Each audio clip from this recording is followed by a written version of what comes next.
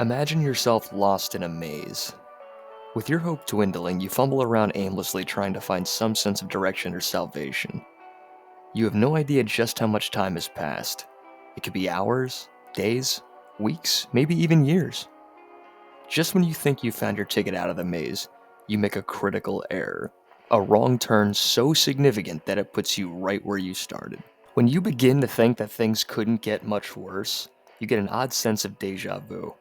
This isn't the first time you've made this mistake, and it certainly won't be the last.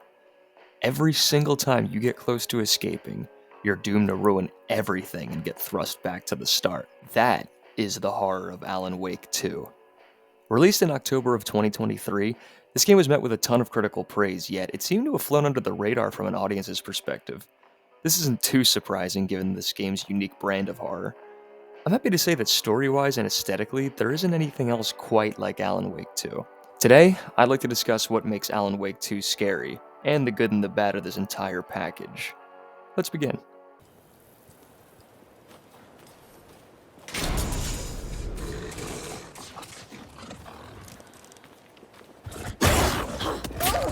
Like other survival horror games today, Alan Wake 2 features two playable characters with different stories.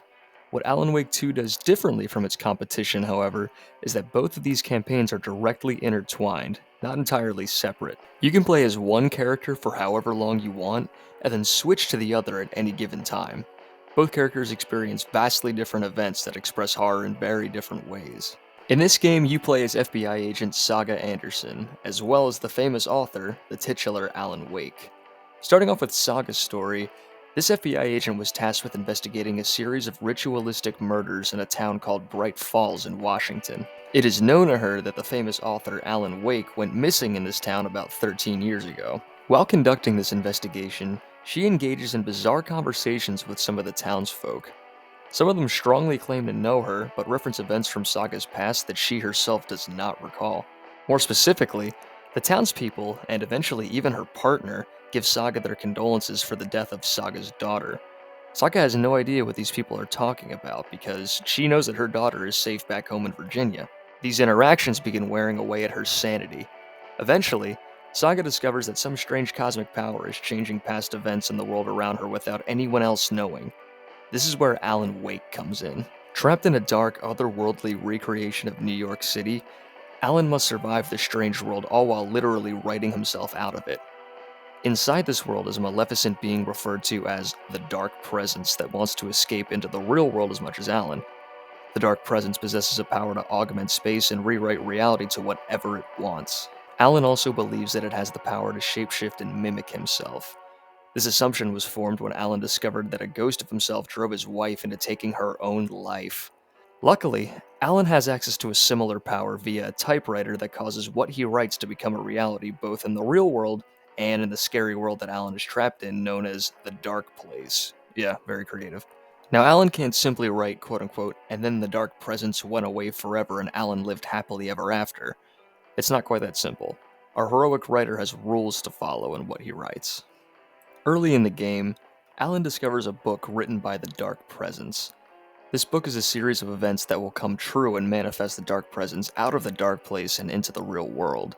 Alan is editing and rewriting this text in order for him to escape instead and keep the evil within. You may be wondering what our other hero has to do with this. Well, Saga basically acts as a character in the story that Wake is writing. In this story, Wake repurposed her past and wrote that Saga's daughter drowned near the town of Bright Falls. This was done so that Wake could have someone from the outside work to get him out of the dark place.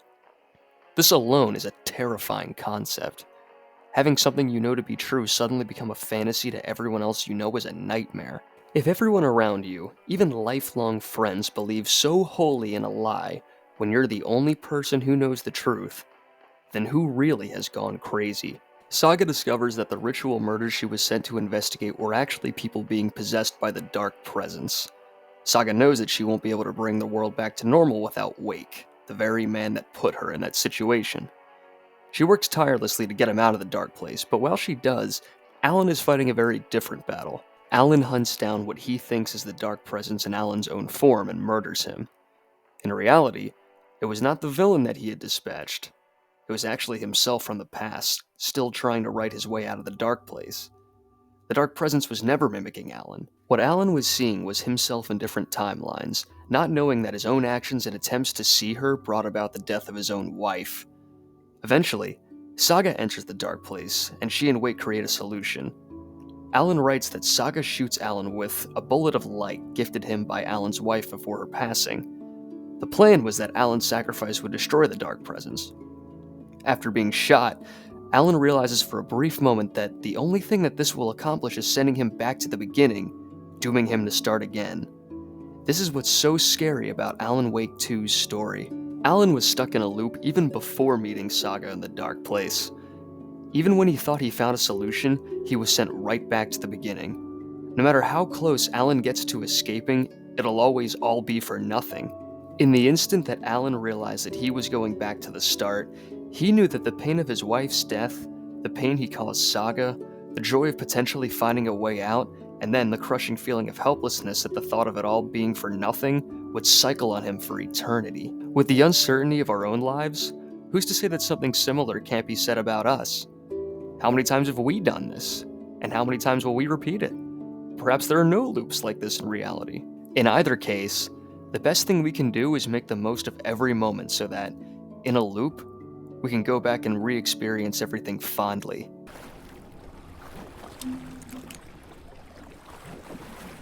Alan Wake. Of course, we have to now discuss the gameplay in this survival horror game.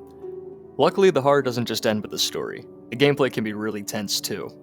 This game features scarce ammo and health packs, a Resident Evil-style inventory system, light Metroidvania elements, and lots of puzzles to solve between dealing with enemies. In other words, it has everything that survival horror fans could possibly ask for. I'm happy to say that these gameplay aspects are all done very well, and it's no wonder that this game got all the critical praise that it did. Combat feels somewhere in between Resident Evil 2 and 4. Enemies are quick and aggressive like the latter, but the player is mostly powerless like the former. To survive attacks, there is actually a dodge button in the game to aid you along with your weapons. I know that dodge button is a bad word in the world of survival horror games, but it's done very tastefully here. You can't simply dodge away from every situation. There have been so many times that I tried to either dodge a physical or ranged attack and still got smacked. The dodge is tricky to use in the best way. You never feel too powerful in this game, and I absolutely love that. Saga and Wake both get a standard pistol and shotgun, but Saga boasts an additional crossbow, rifle, and another shotgun, while Wake's exclusive weapon is just a flare gun. This may seem like a massive disparity between arsenals, and that's because both characters' campaigns are actually very different. Saga needs to survive attacks from possessed psychos in the forests of Washington, while Wake needs to survive attacks from shadowy souls trapped in the Dark Places version of New York. Saga sees a lot more action from a greater variety of foes than Wake, requiring her to have more weapons and inventory space at her disposal. Alan doesn't see this much action from his more one-note enemies, therefore he has less inventory space and weapons to challenge the player in different ways. As far as switching between characters goes, it can pretty much be done on the fly. It's not like Alone in the Dark or RE2 where you need to finish a character's campaign first before switching to the other. If you find a janitor's bucket in a safe room, you can just switch characters by interacting with it. It's so quick and simple. Being able to switch between two different characters with two different gameplay styles really kept the whole game fresh throughout, and I hope other survival horror games take note. Something that both characters have access to is a flashlight that plays a role in combat. Enemies in Saga's story are usually surrounded in shadows that make them immune to damage at different parts of their body. In Alan's story, his foes are entirely immune to attacks ordinarily. Both characters can do something called a flashlight boost, where they shine a strong beam of light at their enemy in order to make their entire body vulnerable to attacks. For instance, in Saga's story, an enemy may only be able to take damage from headshots. If you approach this enemy and flashlight boost them, not only will their immunity be taken away, but a weak spot will appear on the enemy that can be shot for massive damage.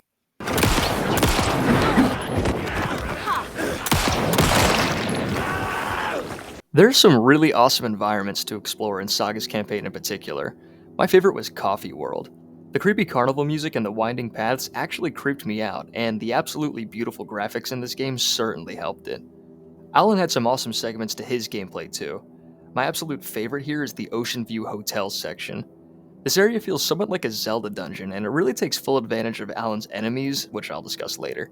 My favorite parts of these areas are the way they combine puzzles and combat.